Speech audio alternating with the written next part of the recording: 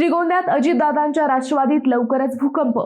एक बडा नेता भाजपात तर दुसरा शिंदे गटात जाणार। श्रीगोंदा म्हणजे राष्ट्रवादीचा बालेकिल्ला। अजित पवार यांनी त्या पद्धतीने गोळाबेरीजही केली, अनेक मातब्बर एका स्टेजवर आणले।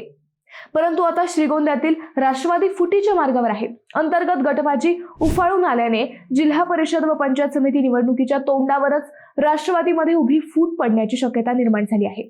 पक्षाचे नेते अण्णासाहेब शेलार हे भाजपात तर आणखी एक बडे नेते शिंदे सेनेच्या वाटेवर असल्याच्या चर्चा आहेत।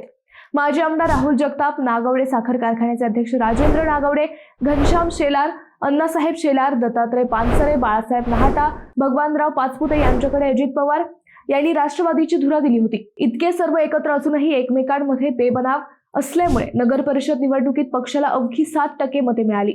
अण्णासाहेब शेलार हे कट्टर विखे समर्थक मानले जातात, पण गेल्या वर्षी त्यांनी राष्ट्रवादीत प्रवेश केला। त्यांनाही राष्ट्रवादीतील गटबाजीचा अनुभव आला। या गटबाजीमुळे जिल्हा परिषद निवडणुकीत शिकार होण्याची शक्यता असल्याने समर्थकांनी शेलार यांना भाजपात जाण्याचा सल्ला दिला आहे।